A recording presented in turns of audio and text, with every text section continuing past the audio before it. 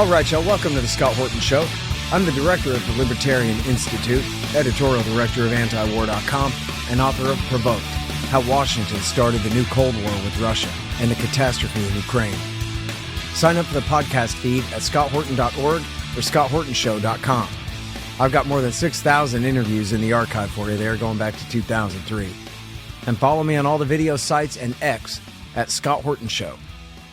Hey, you guys, on the line once again for the first time in way too long, I've got the great Mark Thornton from the Ludwig von Mises Institute, where they practice Austrian economics. And he's written some books, including The Economics of Prohibition and Tariffs, Blockades, and Inflation. The Economics of the Civil War. Welcome back to the show. How you doing? Hey, Scott, I'm doing great. It's great to be back on the program, and congratulations on your book. Thank you very much. Appreciate that. And very happy to have you back on the show here.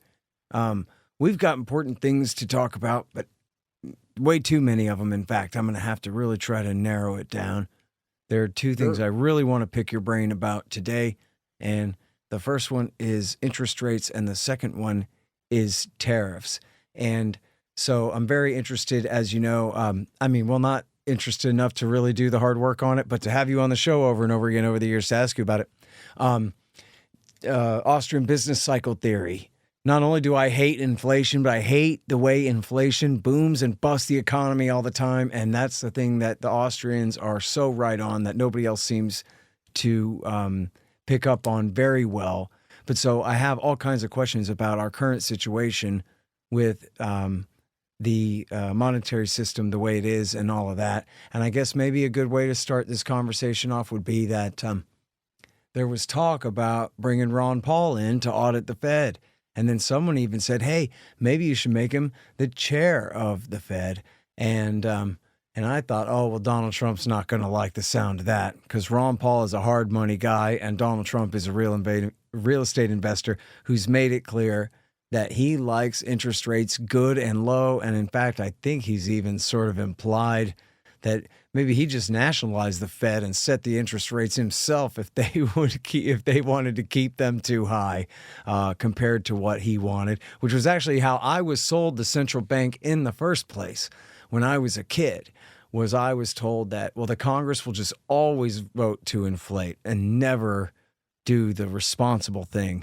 And so that's why you need this semi-independent central bank to take the punch bowl away at the party and all of that kind of thing. So anyway, I'm very interested in how you assess the economy now in terms of where we are in that boom bust cycle as it repeats and what you think about Trump's preferences for his monetary policy, especially just as his second administration is starting off here.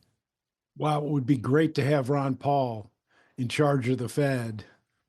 That would be ideal at this time and place, or any time and place. He would get rid of it just as quickly as possible. Scott, I thought that the economy was going to turn into a correction, recession, and eventually a crisis in the last quarter of 2024. And that didn't really materialize. And then when Trump was elected, the markets got a lift. Business people got a temporary optimistic lift. And everything looked very good for a while there. And my prediction failed, basically. But I think that today, we can see some clear signs that things are turning for the worst, that the stock market, which has been very lackluster and has turned down, is a sign of things to come, that, the NASDAQ 100, which is the leading edge, all of the artificial intelligence and the high technology stocks, which led the market up. And believe me, this has been a bull market that is unbelievable. I mean, it's been up basically hundreds of percentages since the great financial crisis. with an interlude during COVID, but basically up, up, and up. And, now we see that the tech stocks are not doing well and that there's some fundamental reasons why they're not going to reaccelerate. And also the financials and healthcare and a bunch of other things. So stock markets are leading edge. They tell us a little bit about what profit expectations are, and that's not looking good. Um, the recent reports on employment and unemployment have also soured.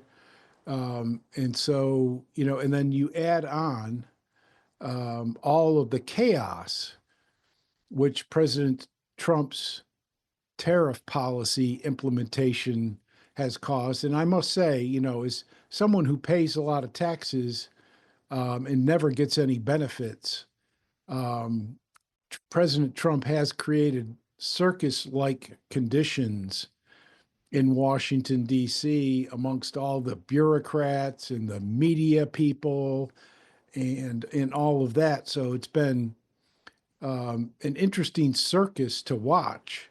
But I don't think it's been really great for entrepreneurs and investors, the people who hire other people and pay the bills and all the rest. So I think we're at a very precarious point right now in the economy. And I think that my prediction was just, which is typically the case, too early, too soon.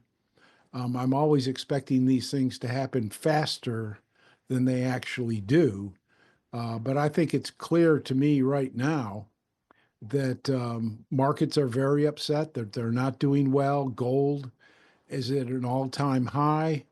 Um, the commodity, Bloomberg Commodity Index seems to be rising.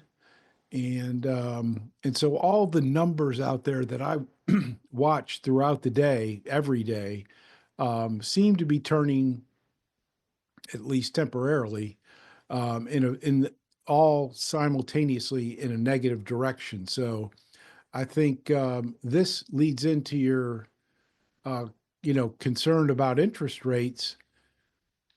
If the economy does break and break hard, um, I think you can pretty much anticipate that the Federal Reserve will try to come in, uh, you know, uh, uh, to the rescue, so to speak, cutting interest rates. Now, just today, I was listening to Chairman Powell of the Fed, and he was saying everything is fine, everything is great.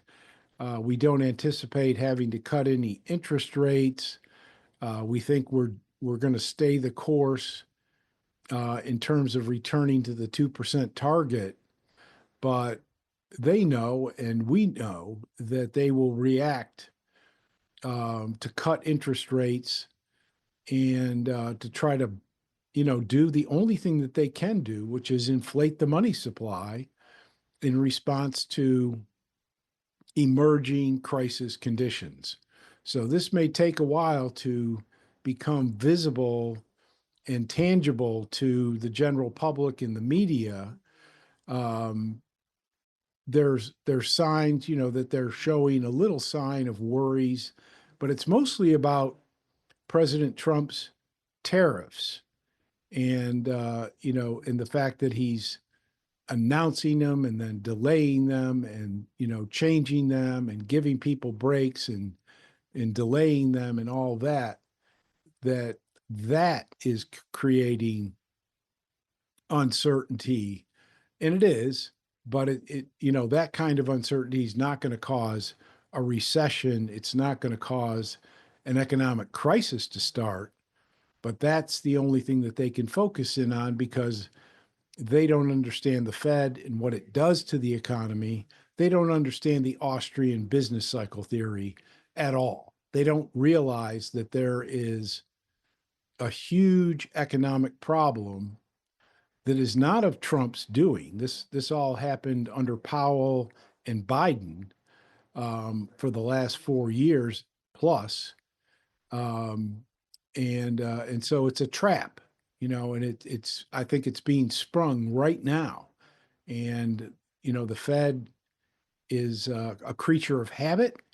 And when it sees a crisis, when it sees an opportunity to come in and save the day with lower interest rates, particularly with the financial stocks, the bank stocks, not doing well right now, they've lost all of their gains. Like the some of the high flying tech stocks, the financials have lost all of their recent gains, and so that's what I'm anticipating looking forward over the next couple of months. Hmm. All right. So, if I could rewind a little bit, Sure. would you agree with my, well, a couple things. Well, I'll save that. Okay. Would you agree with my basic kind of thumbnail sort of history of the last little while here, where in the first Trump administration, essentially we were all due for a big crash from the bubble from the Obama QE and all of that they had done to make up for the last big crash in 2008. And so Trump was really desperate to put that off, and the Federal Reserve, I guess, was too.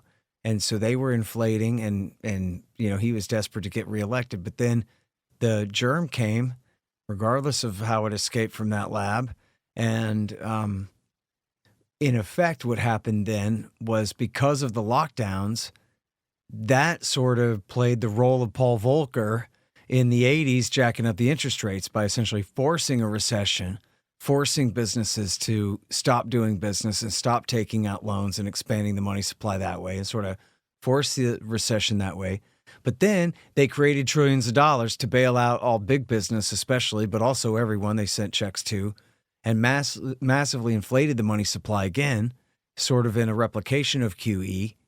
And so then that's the bubble that we're still under, the one that very late Trump won, handed to Biden, and Biden handed to him.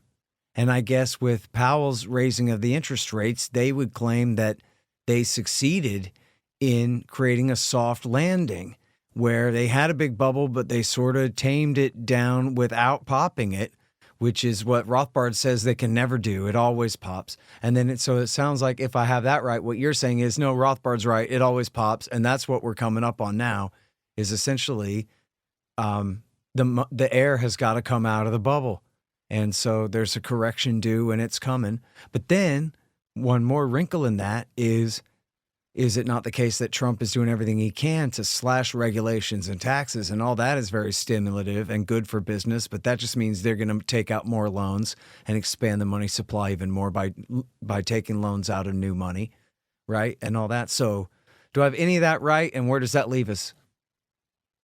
Scott, you have it nailed, basically. And I couldn't agree more with you about the fact that when COVID hit, we were due for a big economic crash. There were signs, similar signs in terms of stocks and banks and employment statistics, which showed that as we were heading into late 2019 and early 2020, there were already negative economic signs. And the Fed had actually had to come in and do a couple of save the day type operations in 2019. So we were expecting a downturn, correction, crash, what have you, going into 2020. As a matter of fact, the Institute published a book where we have 20 Austrian economists, and this was published, I think, in April of 2020, saying, the next economic crash. So we were clearly and visibly, anticipating what would have happened. And of course, with COVID, nobody paid any attention to that, and that whole project went right down the toilet, so to speak. But of course, there is the possibility of the Fed, at least temporarily, bailing the system out uh, of an economic crisis with a massive inflation, and that's what Mises taught, and that's essentially what COVID allowed them to do. COVID provided cover for the Congress to spend multiple trillions of dollars, and for the Fed to create, I think, $5+ trillion in money supply. So some things that we hadn't ever seen or even could anticipate, except for maybe with a massive war breaking out, were in effect covered up by the fact that we had COVID. They had to shut down the economy, so to speak. Everybody was going to die. You know the story better than anybody, and so with people glued to their CNN and staying at home, unable to congregate, and getting checks in the mail, and keeping the liquor stores open. I mean, it just completely shut the minds of Americans down and allowed them to cover over what would have been, in our estimation, some kind of economic crisis. And even at that point, if you go from the great financial crisis in 2007, 2008, and 9, and then you look at all the monetary policy, all the quantitative easing rounds that we went through, Operation Twist, and so on, where they were constantly feeding the economy and the banking system ever larger supplies of money, that we kind of anticipated it being a large economic crisis. And then COVID hit, it covered it all up. And of course, you don't know what was going on because all of that subsidy money and all of that Federal Reserve inflation made things like gross national product, gross domestic product, look fine. And of course, everybody knew that, not many people were working. So it was understandable why we had so many people unemployed. And people were basically unaware of what was going on until that Federal Reserve stimulus started increasing prices like crazy, causing large scale price inflation in 2022, 2023. When we had to pay the piper again, so to speak, and of course, we still have those trillions and trillions of dollars of debt that, of course, never got paid off. And so there's a lot more pain and suffering through taxes, interest on the national debt, et cetera, that's coming due every payday, essentially. But that definitely is the case, that we were due for a crash. COVID had helped us avoid it. And there was not really, I mean, people lost their businesses, people lost their jobs, but it wasn't a business cycle correction type cleansing. A lot of commentators have noted in recent years that zombie corporations, which are so typical in places like Japan and Korea and China, are now, we're seeing this more and more in the United States, where corporations stay in business.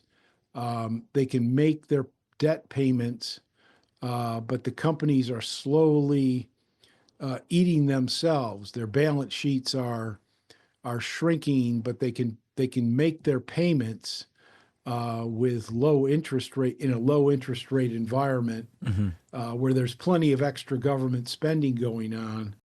Scott Horton coffee. It's a thing. It's really great stuff, too. The Scott Horton Show Supreme Breakfast Blend from Moondoe's Artisan Coffees at moondosartisancoffees.com. I drink a lot of coffee, and I drink a lot of Folgers and things over the years, but I'm never going back now. Moondoe's is so good, and they have great wholesale deals for all you restaurateurs and Quickie Mart managers out there as well. They're now doing online commercial sales to coffee houses, coffee trailers, restaurants, and bakeries. So help support this show.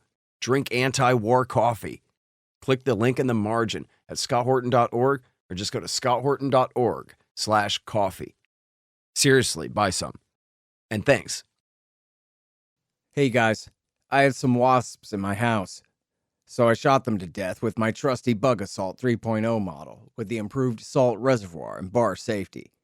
I don't have a deal with them, but the show does earn a kickback every time you get a Bug Assault or anything else you buy from Amazon.com by way of the link in the right-hand margin on the front page at scotthorton.org. So keep that in mind. And don't worry about the mess. Your wife will clean it up. Well, folks, sad to say, they lied us into war. All of them. World War I, World War II, Korea, Vietnam, Iraq War I, Serbia, Afghanistan, Iraq War II, Libya, Syria, Yemen. All of them.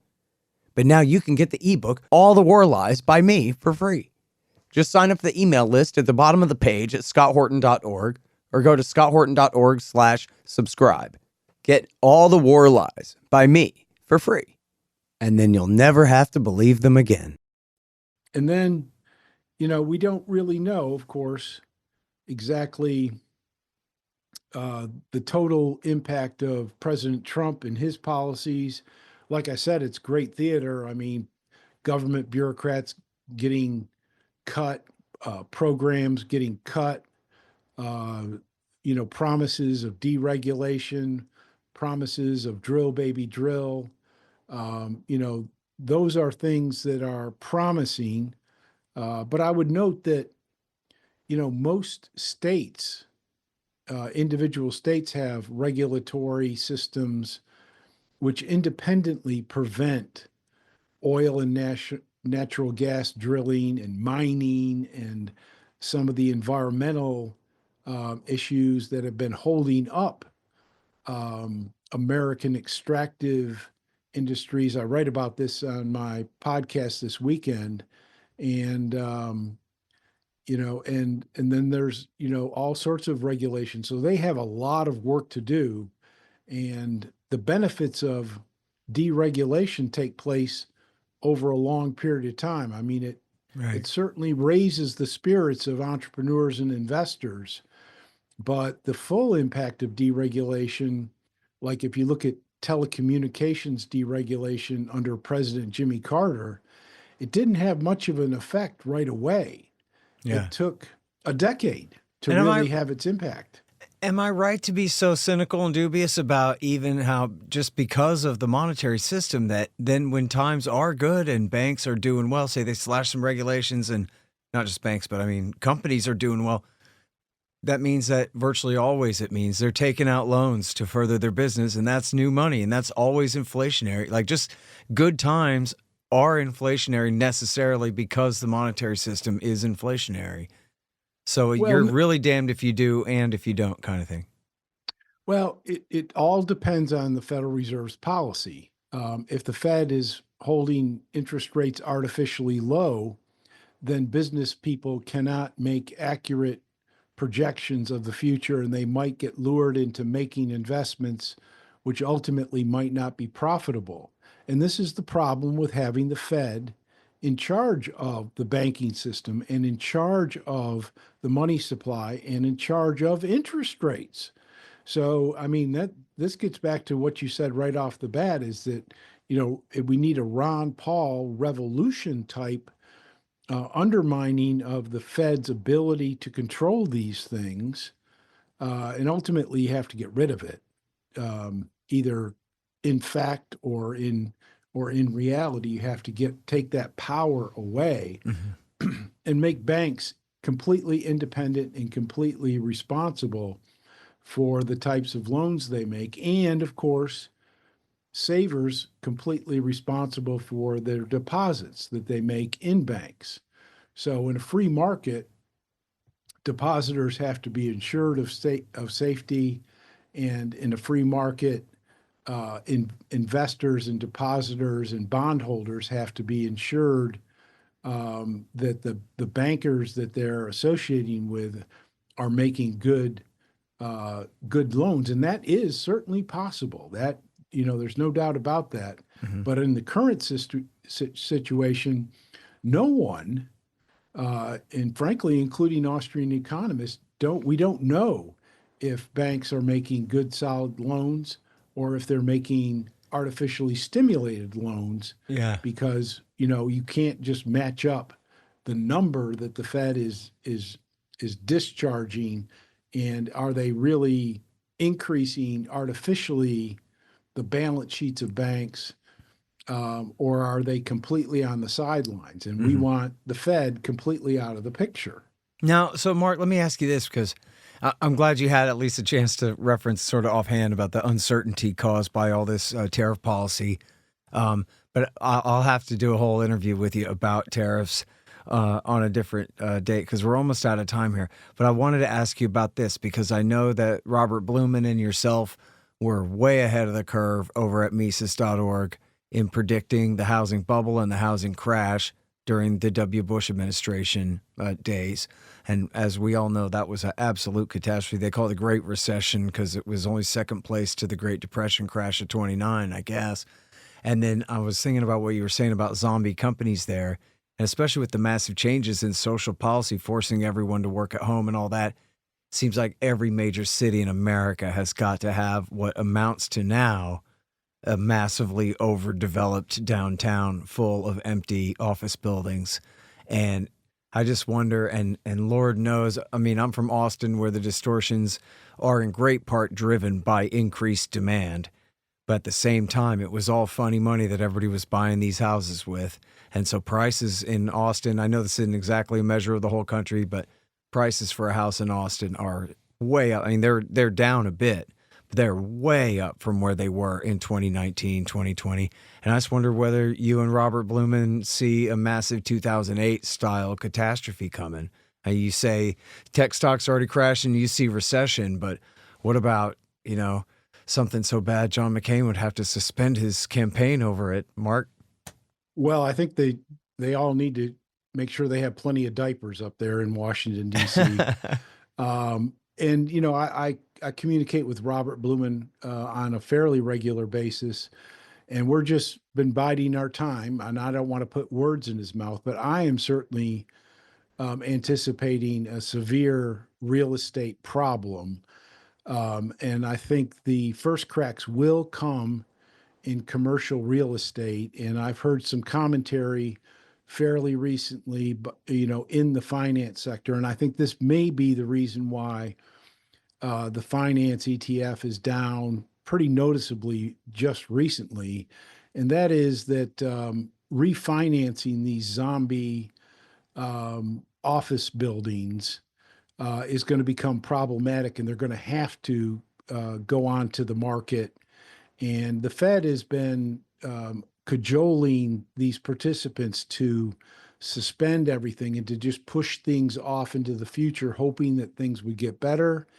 And my understanding is that no, now today, that's no longer the case. And the holders of these mortgages are going to end up repossessing those properties and having to put them onto the market. And of course, if they do sell them, the values are going to go down and it's going to cascade Yeah. throughout this marketplace. So we're probably going to get a cleansing of the corporate that corporate market this year.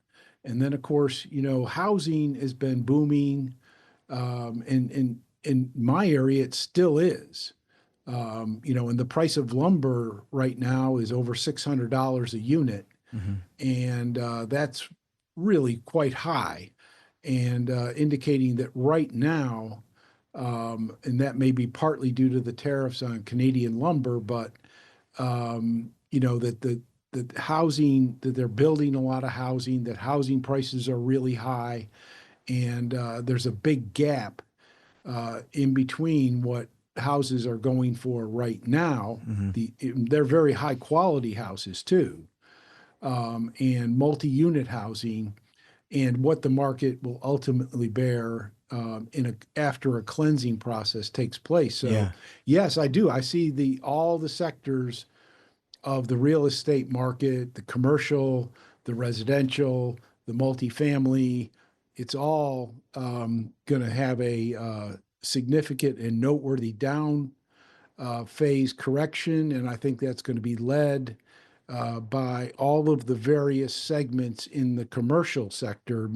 And of course, office buildings are the lead force there because of just the social aspect of not going into work that you mentioned Uh-huh. at the beginning of your question. But it really, I mean, there's hospitals and there's storage units and there's all kinds of commercial real estate that may be overbuilt. Yeah. I'll call it the skyscraper theory. Another variation on it, right? Yeah, and the Jeddah Tower just got restarted after about 10 years. Oh, So, yeah. Well, I thought of you too when I was watching this thing that YouTube, I guess, had just fetched up for me.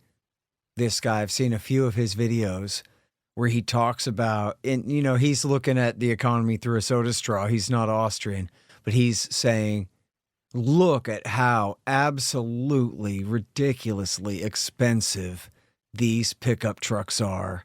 And look at how long they're staying on the lot. And the typical turnover is this many weeks. And these trucks have been sitting here for this many months. And they can't get rid of them. And this huge thing is run on a four-banger that's like the EPA mandated the design of these ridiculous things. And nobody wants them. Just a Ford for a 150, F-150 can be upwards of $100,000, like especially the higher end pickup trucks. It's just absolutely, completely out of control. And this guy, he's talking about, damn Detroit, they are, trying to extort us into these, massive debts for these vehicles and whatever. But I could imagine your Austrian style thinking behind, what's really going on with those markets. And then, but what does that really signify too? When they can't get rid of these trucks right now. And I think I had heard that, people overall are behind on their car and truck payments in very high numbers. I don't know if that amounts to a crash, but I know there was a huge bubble in especially used cars during the pandemic and all that. During the lockdowns, I should say. It wasn't the germ, it was the government policy.